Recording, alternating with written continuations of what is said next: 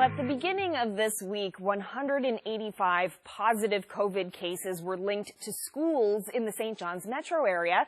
Now, we couldn't tell you which 22 schools were affected because Eastern Health wouldn't say. Well, tonight, teachers want more details about how far the virus has spread within the school system, and they're calling on stronger precautions for classrooms going forward. Here Now's Heather Gillis has more. 2 weeks ago, CBC News requested a list of which schools had confirmed cases of COVID-19 amongst students and staff. So far, Eastern Health has refused to give any specifics. It will only say that, as of Monday, there were 185 cases of COVID-19 in 5 high schools, 4 junior high schools, and 13 elementary schools in the St. John's metro area. 145 of those cases, nearly 80%, are linked to Mount Pearl Senior High. In Ontario and Alberta, those numbers, as well as the names of each school in the region, are made public, and they're even listed online.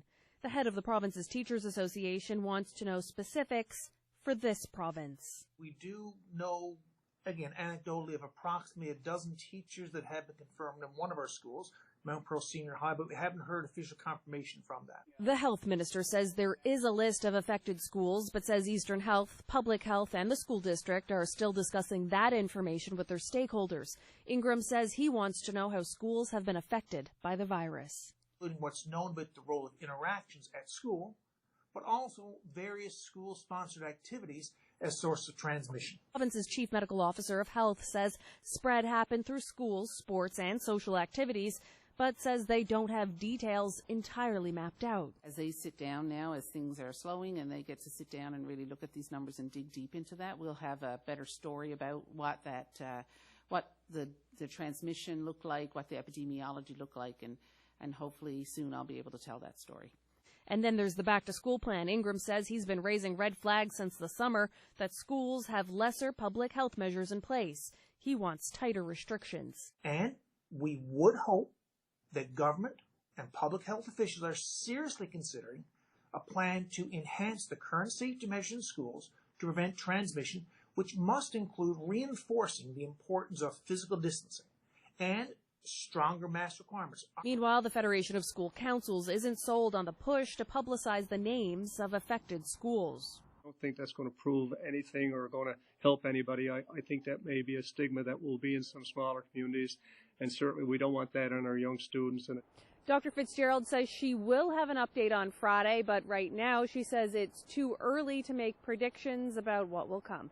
Heather Gillis, CBC News, St. John's. Well, after CBC pushed for more information, we can now give you more details. At 5:30 today, Eastern Health did release the names of the 22 schools where students and or staff tested positive for COVID-19. So let's take a look. As Heather said, 145 of the 185 cases are students or staff from Mount Pearl Senior High. The remaining 40 cases are distributed among these schools.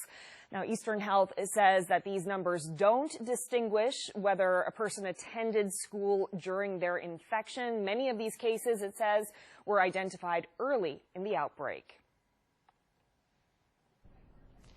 Well, the president of a union that represents